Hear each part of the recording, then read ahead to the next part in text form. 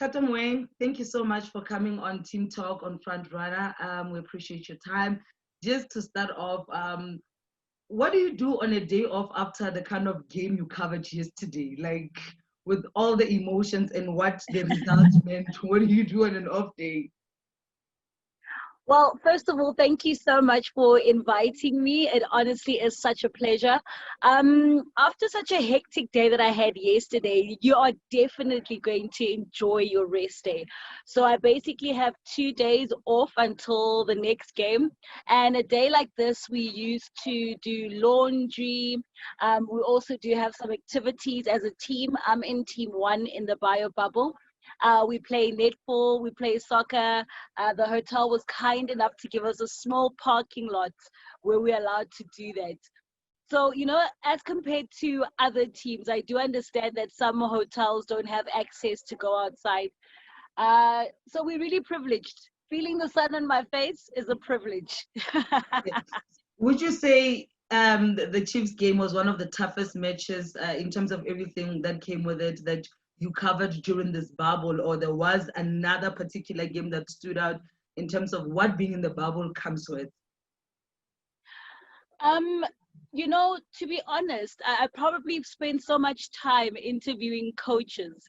And most of the coaches, when they answer a question about their next game, they'd probably always say, all the games are the same. So whether it's a Kaiser Chiefs game, whether it's a Mamelodi Sundowns game, whether it's an Orlando Pirates game, Baroka FC, they're all the same, just as intense. You're still a broadcaster. You still have to talk the game.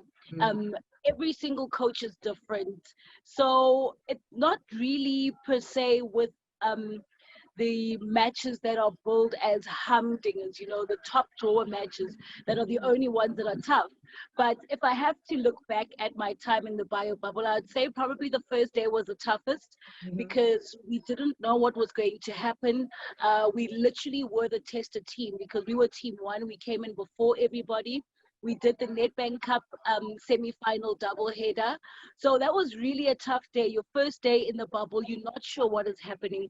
You've been sitting in the hotel the whole day. We're a bit, peeved, edgy. We haven't worked for months and done live games for months. So everybody was extremely nervous, trying to make sure that we also bring out the best product and make it seamless and make it seem like we haven't been sitting at home for 5 months hungry for football.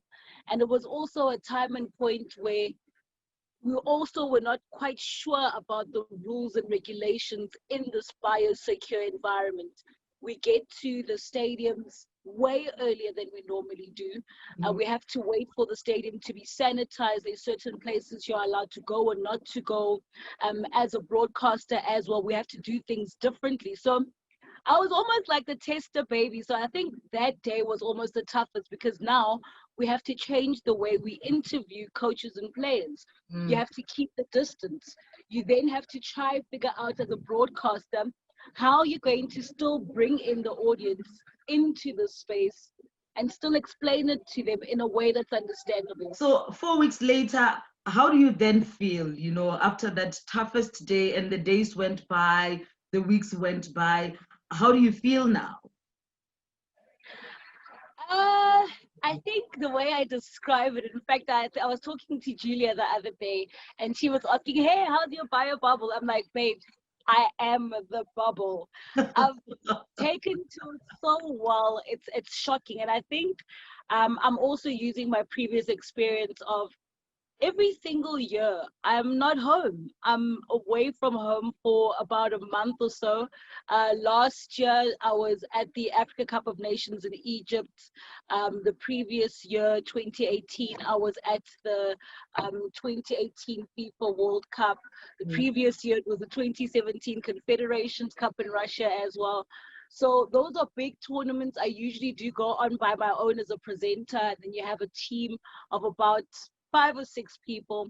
So that kind of mentally conditioned me for the bubble.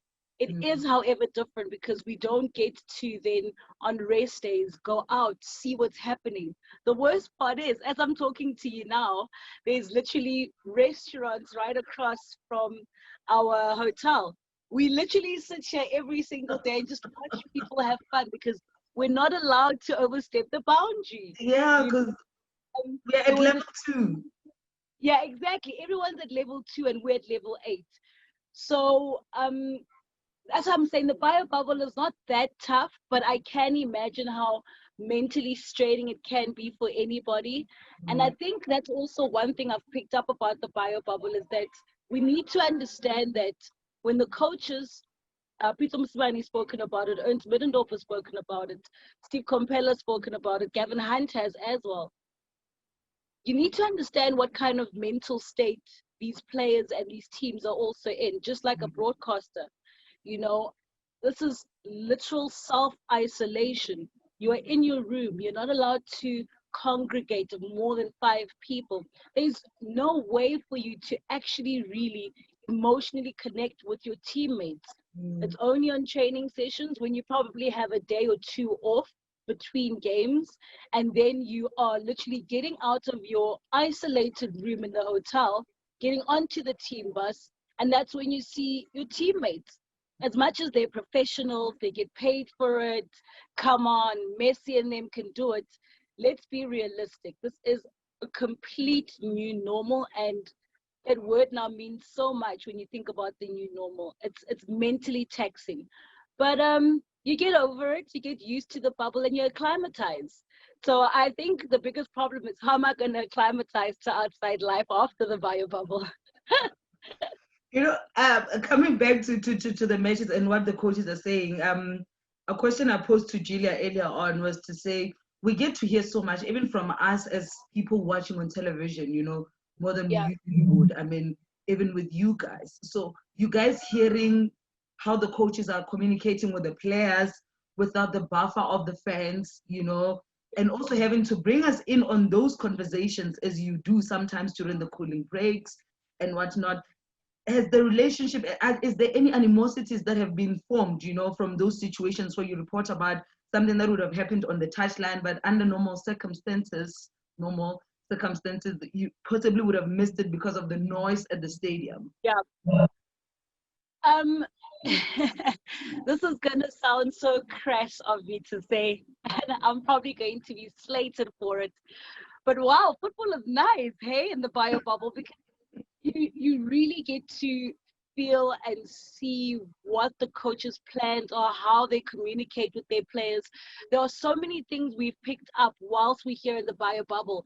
The relationship that a coach has with his team. You get to see the break in relationship. You get to see who in the team on the technical bench is not responding quite well to what the coach has said. It does not taint relationships because, I mean, working in football for over a decade, you get to know people for quite some time. There is life outside football, and people in the football world tend to also congregate outside of football. So you get to know people. So it's not a shock when you see what the coaches are saying. We know what they say all the time. We know how they behave. I think one interesting thing that I've picked up mostly is the relationships and how the players and the coach and the technical team actually communicate with each other. And then you get to see very, very different team dynamics. So that's really, really been great. And I also feel like it's my responsibility, first and foremost, as a journalist and as a broadcaster, to rightfully report on what's happening in a correct manner, in a responsible manner, so that I can still bring out the true story. Some things obviously I will not say because socially that would be very irresponsible. But you find ways to say things that you've picked up from the pitch side conversations that they're having.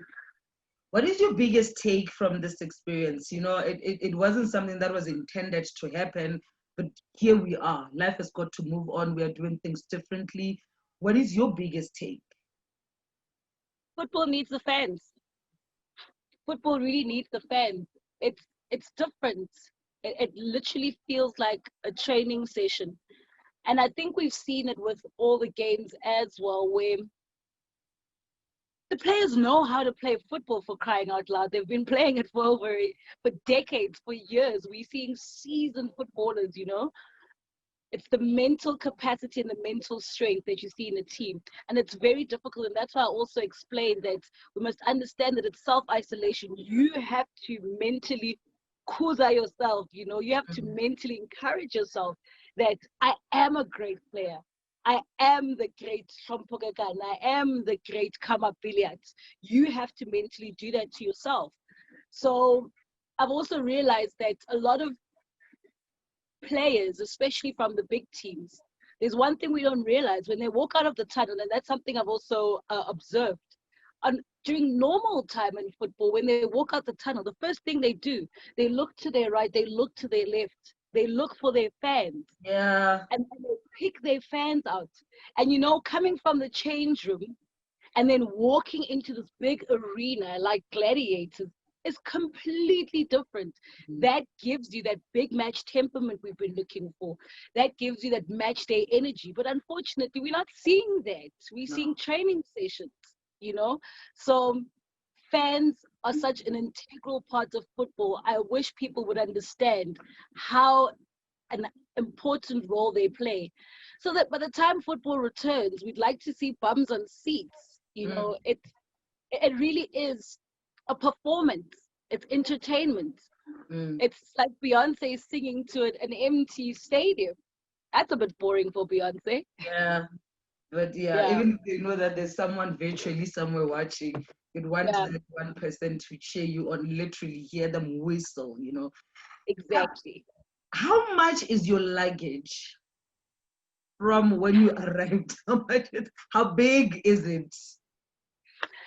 I brought 3 big gazonkas of bags, right? And my luggage was a lot. And funny enough, I look at my clothes now every day and I'm like, ish, and I didn't bring enough. Ish, I forgot this. Hey, I forgot that. I should have packed more jackets. I should have packed more coats because it is blistering cold at FNB Stadium, Orlando. Dopsy or not, I don't even want to mention. That is hell, okay? Yeah, my luggage is a lot. I've run out of snacks and everything by the second week. We don't have a tuck shop at our hotel, so we're literally eating very, very healthy, and hopefully we'll look nice and lean by the time we get out of the bio bubble. But yeah, my luggage was a lot. It's a lot, bruh. Just as we wrap up, Thato, what are you anticipating, seeing what has happened, especially in the last 2 rounds of matches? You know, where is the league going? Where is the league not going? Who's getting relegated? Who's not? What are your expectations on the football field in the last 2 rounds? The pleasures of being able to do 2 different leagues. So I also happen to do the Glad Africa Championship, and I host the championship show. Watching what's happened in the Glad Africa Championship was absolutely astonishing. And sometimes, guys, I tend to believe in the footballing ancestors. You know, Cape Town had been leading the log for the longest time. They seem to be the strongest team. For crying out loud, they've got an academy. Swallows had people who don't watch the Glad Africa Championship. People would have assumed that, like they say on social media, abantu abadala. But watch what happened. Surprise, surprise. Like Holoko Tevejani says, football will literally kill you. You were there, Thato. 2 games to go. What happened in the Glad Africa Championship? Cape Town faltered completely to a team that had not been winning in the bio bubble, to a team that looked like it was out and about, a debutant in the Glad Africa Championship, JDR Stars, a player who hardly ever scores. Matsimela goes and gets a brace. There goes Ike. What are we talking about now? Swallows is back in the PSL. Automatically. Taking a look at that, it is tight. It is tight when it comes to the Absa Premiership. The team that wants it the most, the team that actually remembers who they are, the team that remembers what got them in this quagmire in the first place, and the team that knows how to get themselves out of this conundrum will win the title. You take a look at Chiefs, you take a look at Sundowns, both of them ironically celebrating their 50th anniversaries, so they all want to celebrate. Mamelodi Sundowns have got La Decima, they want to put a star. Kaizer Chiefs have been leading for the longest time, a whole year. And you're going to let your title slip away to Mamelodi Sundowns? And that's exactly what they've done. It's interesting football for the rest of us, but both these teams need to wake up and smell the coffee. Otherwise, the coffee drinkers are going to be in Pretoria, SuperSport. And a man that also rightfully deserves all the glory, Kaitano Temba, might just take it. Or otherwise, you might just see Bidvis closing off what has been a sad case with a title. Beware, Mamelodi Sundowns. Beware, Kaizer Chiefs. Whoever wants this title the most will take it. Right now, I just think it's just a mental struggle, a horrible mental struggle. They need to get out of it, because we also want to be entertained. Relegation, it's tight. I'm really not sure right now who would get relegated, because most of the teams are also picking up their socks and showing the performances that they're supposed to. They're fighting for their lives. So I think that is where the race is mostly interesting. And I'm also quite interested to see who's going to be making the promotional playoffs, taking on Ajax Cape Town and TTM. Do the teams at the bottom actually have the mental strength to continue on in the promotional playoffs? So that's also another interesting conversation. And if TTM actually happen to get promotion to the PSL, next season is looking really good. You know, I'm just thinking, football.